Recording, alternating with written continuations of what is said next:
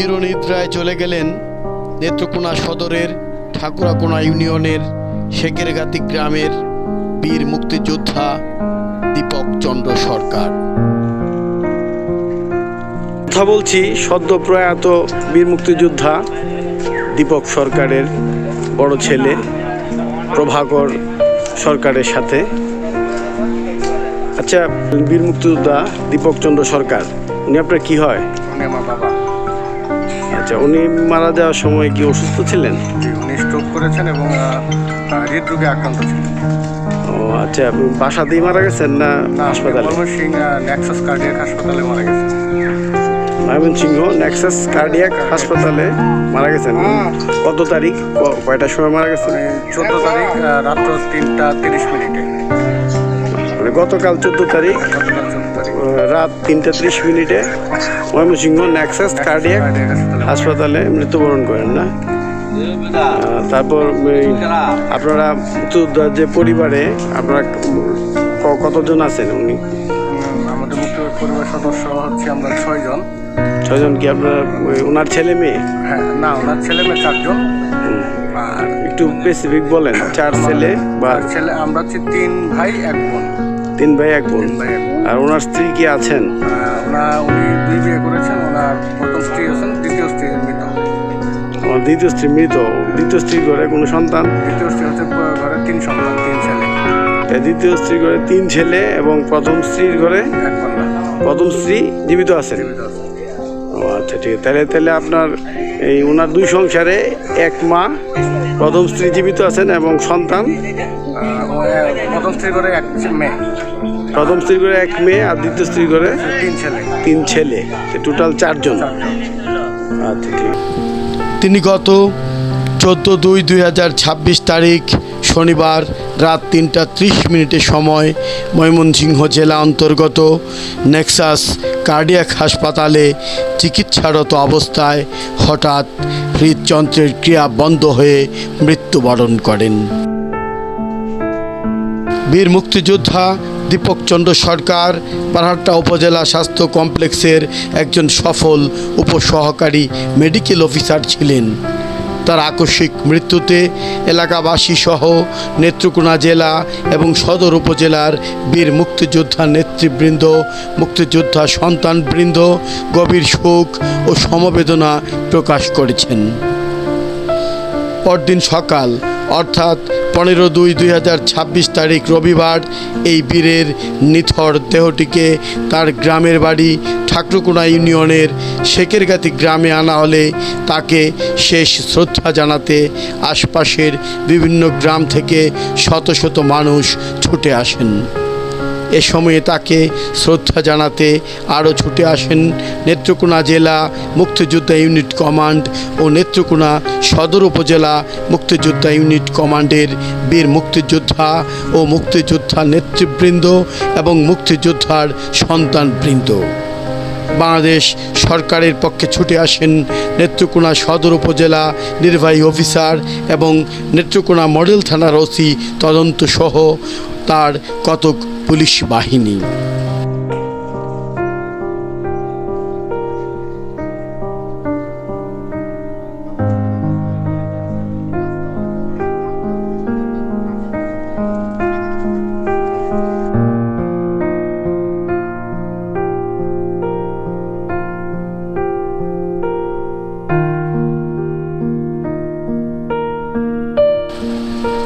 এরপর উপস্থিত বীর মুক্তিযোদ্ধাগণের সাথে উপস্থিত নেতৃবৃন্দ এই বীরের নিথর দেহটিকে প্রথমে মুক্তিযুদ্ধের পতাকা এবং পরে লাল সবুজের পতাকা দিয়ে ঢেকে দিয়ে ফুল দিয়ে শেষ শ্রদ্ধা নিবেদন করেন।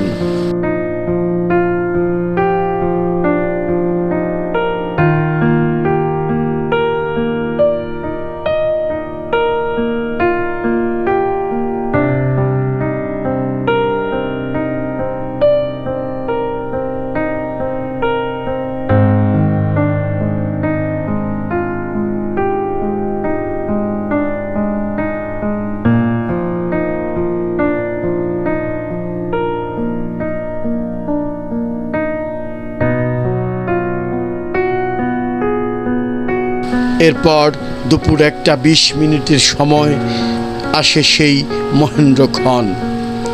নেত্রকোনা সদর উপজেলা নির্বাহী অফিসার জনাব আসমা বিনতে রফিক মহোদয়ের নেতৃত্বে অনুষ্ঠিত হয় রাষ্ট্র কর্তৃক একজন বীরকে দেয়া সর্বোচ্চ সম্মান গার্ড অফ অনার অনুষ্ঠান।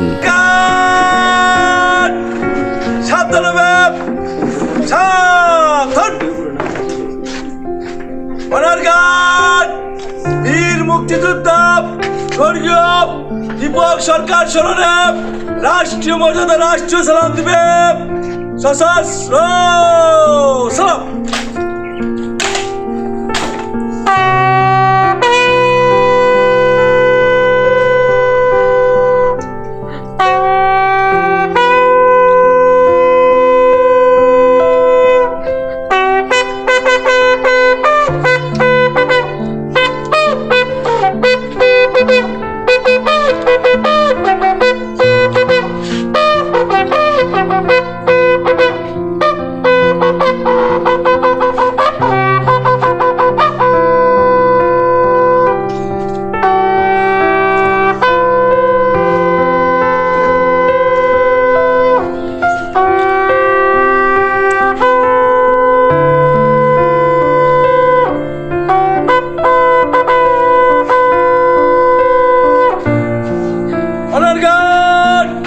Rest on your arms. Reverse. Left hand. And right hand.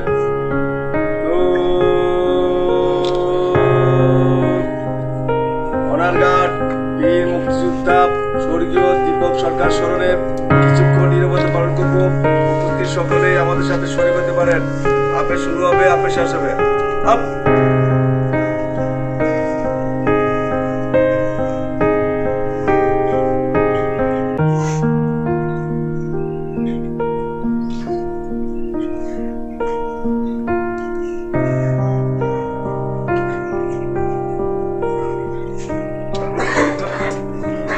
Up. Honour guard যারা সালাম দিবে সশস্ত্র সালাম। অস্ত্র ভাবে অস্ত্র গাধা অস্ত্র নেবে গাধায় অস্ত্র বিরতি করবে শেষ।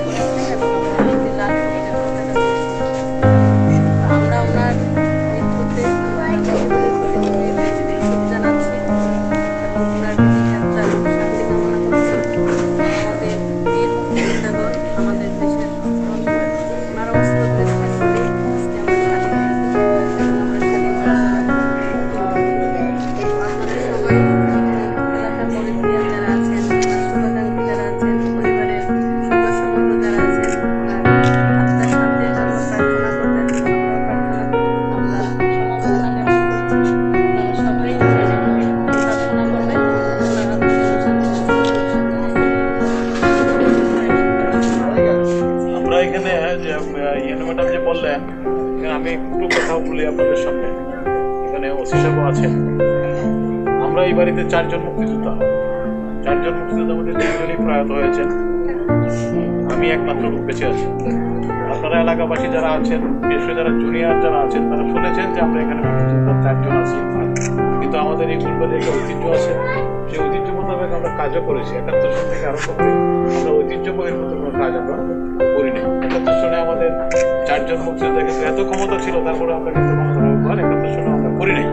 এবং এই জন্য আমরা এলাকার সকলের সাথে আমাদের সুসম্পর্ক অত্যন্ত প্রকট। আমরা এই নারায়ণ সরকার, দীপক সরকার, নারায়ণ ডাক্তার যারা অফিস জানে, তারা আমরা বিদেশী আত্মার শান্তি কামনা করছি। আর এই উদ্দেশ্যে তার ছেলে এখানে আমরা কিন্তু এখানে আরেকটা কথা হলো, আমরা তার সাথে সহযোগিত আছি। এই সাজ্জাদ সাহেব আছে, ভাইবাড়ি সাহেব প্রাক্তন কমান্ডার আছে, আমাদের নির্মল বাবু আছেন, আমাদের আব্দুল মতিন খান আছেন। আমরা কিন্তু 9 ডিসেম্বর একসাথে যুদ্ধ করেছি এবং সেই যুদ্ধে সেও ছিল। আমাদের সেই যুদ্ধে 3 জন শহীদ হয়েছিল, কিন্তু আমরা বেঁচে গিয়েছিলাম। আমরা আসছি, কথা বলার তো সময় নাই, রৌদ্র আসছে, রৌদ্র আসছে। আমি তার ছেলেকে দুটো কথা বলার জন্য